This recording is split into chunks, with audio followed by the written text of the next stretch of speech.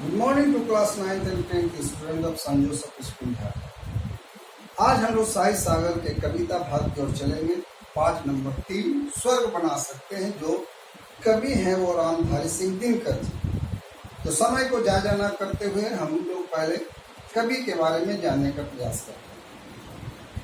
रामधारी सिंह दिनकर जी का जन्म 23 सितंबर 1908 ईस्वी को सिमरिया जिला मुंगेर के एक सामान्य किसान रवि सिंह पत्नी मनरूपी देवी के पुत्र में जन्म हुआ था।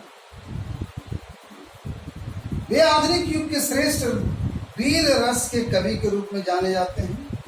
इन्होंने इतिहास, दर्शन शास्त्र और राजनीतिक विज्ञान की पढ़ाई पटना विश्वविद्यालय से, संस्कृत, बांग्ला, अंग्रेजी, उर्दू का भी पाठ पठन किया और बाद स्वतंत्रता पूर्व विद्रोही कवि के रूप में भी जाने जाते।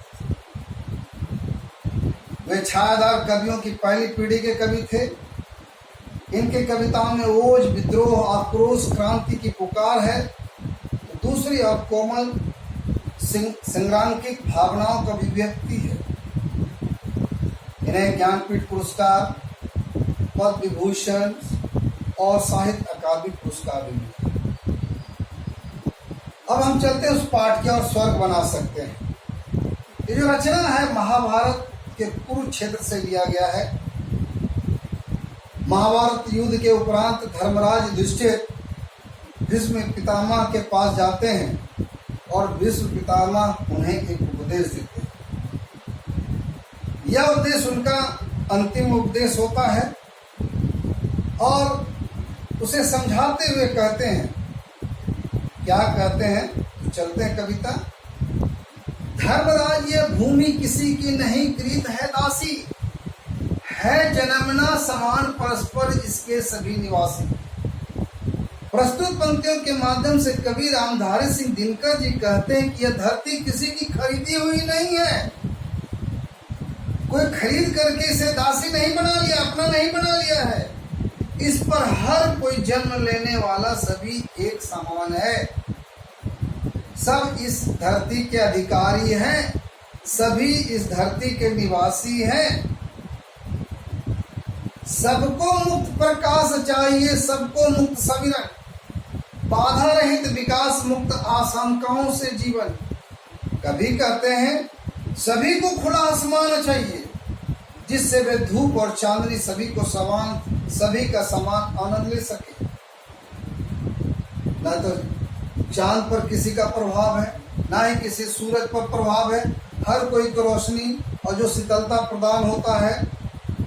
कहने का अर्थ है, कभी कहते हैं सभी को विकास का अवसर मिलना चाहिए। किसी प्रकार की बाधा उसके विकास का न रोके, ना ही किसी के मन में किसी के लिए संदेह हो। कोई आशंकाओं से जीवन ना जिए। अगर सभी आशंकाओं से दूर रहेंगे तो इस धरती को स्वर्ग बनाने के लिए ही एकमात्र साधन है, एक तरीका है। मनुष्य यदि अपने दिमाग में बसा ले, मन में बसा ले कि धरती, आसमान, हवा सबके लिए समान रूप से है, उस पर सबका समान अधिकार है, तो ये धरती स्वर्ग बन सकता है। लेकिन विघ्न अनेक अभी इस पद पर अड़े हुए, मानवता का आरोह कर पर्वत अड़े हुए हैं। लेकिन कभी कहते हैं धरती को स्वर्ग बनाने के लिए ढेर सारी बाधाएं, मुश्किलें हैं, दिक्कतें हैं। विभिन्न वर्ग, समाज में जितने सारे लोग हैं, विभिन्न वर्गों के लोग हैं और विभिन्न वर्गों में समाज बटा हुआ है। उसको एक में लाना, एकजुटता करना, समाज में बराबरी का लाकर खड़ा करना बड़ा कठिन है। कभी कहते हैं मानवता की राह रोकने वाले बहुत सारी मुसीबतें हैं मौजूद। धर्म के नाम पर, जाति के नाम पर, पाति के नाम पर, वर्ग के नाम पर, वर्ण के भेद पर इंसान के आगे बढ़ने के मार्ग को रोक रखा है, जिसके कारण अनेक मुसीबतों ने इंसान के बाधाओं को मंजिल को रोक सका है, मार्ग में बाधा बन करके खड़ा हो गया है। कभी कहते हैं मानव के बाधा रहित आशंकाओं से मुक्त जीवन पथ पर अनेक विघ्न खड़े हुए, यानी अभी जाएंगे जहां बढ़ेंगे, सफलता की जो मंजिल है काफी दूर है, क्योंकि उनके रास्ते में विघ्न, बाधाएं मौजूद है, रोड़ा है, अटकल है, दिक्कतें हैं।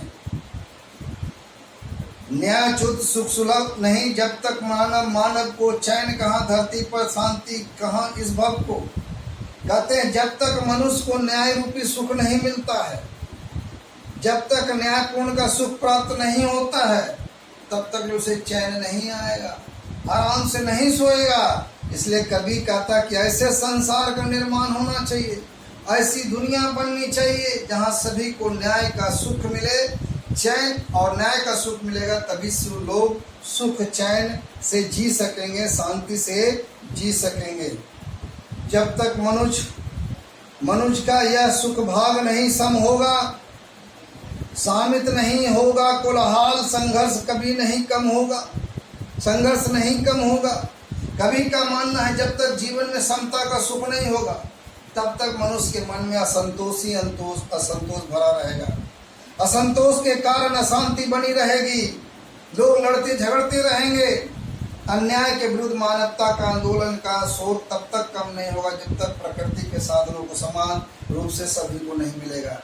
जब तक प्रकृति द्वारा सारे वस्तु को सभी को समान अधिकार नहीं मिलेगा, असंतोष की भावना बनी रहेगी, आपस में मुसीबत बना रहेगा, आपस में लड़ाई झगड़े होते रहेंगे और देश हम अपने धरती को स्वर्ग कभी बना नहीं सकेंगे, क्योंकि हम ऐसे कार्यों में उलझे रहेंगे जहाँ शांति किसी को प्राप्त नहीं होगी, चाहे अशांति शांति रहेगी। उसे भूल या फंसा परस्पर ही शंका में भय में लगा हुआ, केवल अपने में और भोग संचय में। कभी का मानना है जब तक मनुष्य के जीवन में समता का सुख नहीं होगा, तब तक मनुष्य के मन में असंतोष रहेगा और असंतोष के कारण ही अशांति बनी रहेगी और अन्याय के विरुद्ध मानवता का आंदोलन शोर तब तक नहीं होगा जब तक प्रकृति के साधनों को समान रूप से नहीं मिलता है। समाज में एक दूसरे के प्रति संदेह जारी रहेगा, स्वार्थ की भावना, लोभ की भावना, लालच की भावना लाते हैं। अतः इसी भावना कारण मनुष्य लालच भोग में संशय में लगा हुआ है, चारों तरफ लालच का दृश्य दिखाई देता रहता है, क्योंकि सभी लोग शंका के रूप में जी रहे हैं।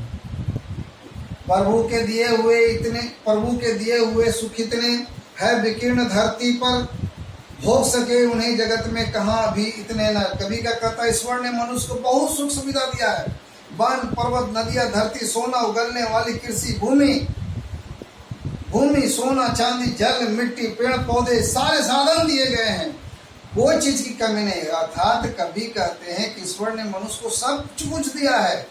अगर उलट चारों तरफ दृष्टि फैला के देखें तो वन मिलेंगे, पर्वत मिलेंगे, नदियाँ मिलेगी, सोना मिलेगी, धरती मिलेगी, सोना उगलने वाली धरती मिलेगी, अनाज उत्पादन करने वाली धरती मिलेगी, सब कुछ मिलेंगे, सब कोई साधन की कमी नहीं है। धरती पर इतने प्रचुर मात्रा में सुख के साधन है कि मनुष्य उसे भोग नहीं पाएंगे, इतना ज्यादा है। सब हो सकते हैं तुष्ट, एक साथ सब सुख पा सकते हैं, चाहे तो पल में धरती को स्वर्ग बना सकते हैं। मनुष्य अगर स्वार्थ से दूर हो करके, स्वार्थ में ना रह करके यदि इन सुखों को समता पूर्वक एक समान सुख भोगें, उसका सुख की प्राप्ति करें, यानी उसका उपयोग करें, तो सभी को सुख प्राप्त होंगे, सभी संतुष्ट रहेंगे। अतः धरती है ना स्वर्ग के समान सुंदर तभी बनेगी जब मनुष्य में लालच लोभ कुछ न रहेगा, वही सुख प्राप्त होंगे जहाँ स्वर्ग होते हैं। ईश्वर ने मनुष्य को अनेक प्रकार के सुख दिए हैं, वन पर्वत नदियाँ सब कुछ दिए हैं, है ना, सभी को समान रूप से दिए हैं, किसी भी साधन की धरती पर कमी नहीं है, प्रचुर मात्रा में है। यदि इंसान एक हो जाए, समता का भावना हो जाए, तो निश्चित ये धरती स्वर्ग बन जाए। ये था कवि। अब कविता का मूल भाव बता दें आपको। कवि ने कहने का प्रयास किया है कि यह समझाने का प्रयास किया है कि इस विशाल धरती पर सभी का जन्म लेने का अधिकार है, धरती पर समस्त संसाधनों पर संपूर्ण मानव जाति का अधिकार है और अपने विकास के लिए अपने उपयोग वाली वस्तुओं को स्वतंत्रता प्राप्त होनी चाहिए। जो भी वस्तु मिलती है धरती पर उसे आज़ादी के साथ उसका उपयोग कर सके, लेकिन कुछ स्वार्थवासियों ने उस पर अधिकार जमा लिया है, समाज में भेदभाव को जन्म दे दिया है, जाति में लड़वा दिया है, जिससे कई तरह के संघर्ष की सृष्टि हो रही है। कवि का मानना है धरती पर अगर सारे सुख के साधन इतने मौजूद हैं, उन सभी आवश्यकताओं की पूर्ति अगर कर दी जाए और मनुष्य में लोभ त्याग कर दे और सभी में स्वतंत्रता, समानता और बंधुत्व की स्थापना हो जाए तो ये धरती स्वर्ग बन जाता है, बन सकता है। अर्थात अगर इसे त्याग करके आगे बढ़े तो धरती स्वर्ग निश्चित रूप से बन जाएगी। कुछ शब्द हैं जो कठिन है, उसको बताते हैं उत्तर। धर्मराज युधिष्ठिर, कृत खरीदा हुआ, मुक्त समीरण, खुली हवा, आशंका भय, विघ्न बाधा, न्यायोचित न्याय के अनुसार, सुलभ आसानी से प्राप्त, भव संसार सम समान, परस्पर आपस में विकीर्ण फैला हुआ, तुष्ट संतुष्ट। कहने का अर्थ इस कविता का अर्थ भी बताया, मूल भाव भी बताया। आप बार बार इस वीडियो को देखें, वीडियो को देख करके समझने का प्रयास करें, फिर दूसरे दिन आपके दिए गए प्रश्नों का उत्तर आपको लिखना है जो दूसरे दिन आपको दिया जाएगा। तब तक के लिए stay home and stay safe. Thank you.